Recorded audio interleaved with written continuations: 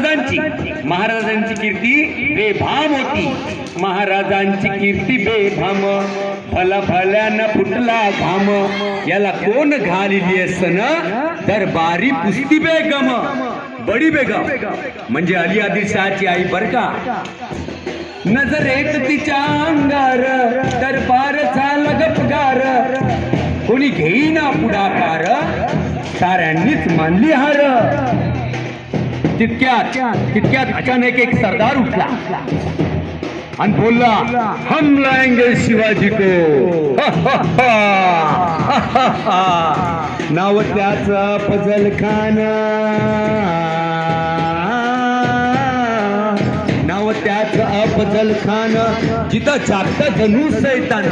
आणि बोलला छाती ठोकून, शिवपाला टाकतो चिरडून. कौतुक झालं दरबारात. हा निघाला मोठ्या गुरमीत. त्याच घोड दळ पायदळ, फौज फाटलई बक्कळ. अंगी 10 हत्तीचं बळ, पाहणारा कापे चळचळ. वाटेत भेटेल त्याला ठेचीत चिरडीत खानाची सेना निघाली. गाव लुटली, देवळं उद्ध्वस्त केली, आया बहिणूची अब्रू लुटली. कोण रोखणार आहे वादळ. आता शिवबाचं काही खरं नाही. इकडे निजाम, तिकडे मोगल, पलीकडे इंग्रज. तो हेच बोलू लागला की महाराजांची सेना मुंडपर खानाला कसा थोपणार. हा लढवा होणार चिंतेत पंत सरदार.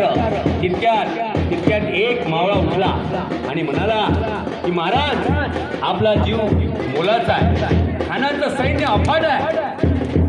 आपण काही दिवसासाठी कुठेतरी अज्ञातस्थळी निघून जाऊ. हे ऐकताच जिजाबाई बोलल्या, काय म्हणालात रायबा. शिवबा केवळ आमचा पुत्र नाही, तर अख्ख्या मराठी मुलखाचा स्वाभिमान आहे. या मातेनं आपला पुत्र गमावला तरी बेहद्द, पण या मराठी मुलखाचा स्वाभिमान गमावता कामा नये. अशा वाघिणीचा तो छावा, अशा वाघिणीचा तो छावा. गनिमाला कसा ठेचावा, डोक्यात गनिमी कावा. भेटीचा धाडला सांगावा. प्रतापगडावर आमने सामने भेटीला सांगावा. खानानं हसत कबूल केला.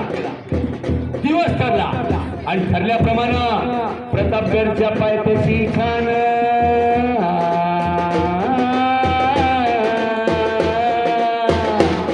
प्रतापगडच्या पायथ्याशी खान आला बेगुमान. नाही त्याला शिवाजी राजाच्या करामतीची, नाही त्याला जाणीव शक्तीची. करेल काही कल्पना युक्तीची रजी, करेल काही कल्पना युक्तीची रजी. खानाच्या भेटीसाठी महाराजांनी शानदार शामियाना उभारला होता. भेटीसाठी छान उभारीला नक्षीदार शामियानाला. भेटीसाठी छान उभारीला नक्षीदार शामियानाला. आणि अशा शामियानात खान दौलत डुलत आला. खान दौलत डुलत आला. सय्यद पंडा त्याच्या संगतीला, सय्यद पंडा त्याच्या संगतीला. शिवबाच्या संगती महाला, शिवबाच्या संगती महाला. राजाला पाहून खान म्हणतो बसा, आओ शिवाजी आओ हमारे गले लगता. आओ शिवाजी आओ हमारे गले लगता. मन हाथ मारी तो हसरी, मन हाथ मारी तो हसरी. रोकून नजारा गरी जिरा जिर जी जिरा जिरन जी. खानानं राजाला आलिंगन दिलं आणि दगा केला. खानदाभिमान मानला, खानदाभिमान मानला. कटारीचा वार त्यानं केला, कटारीचा वार त्यानं केला. खरखर आवाज झाला, खरखर आवाज झाला. तिलकत होत अंगाला, तिलकत होत अंगाला. खानाचा वार फुटा गेला.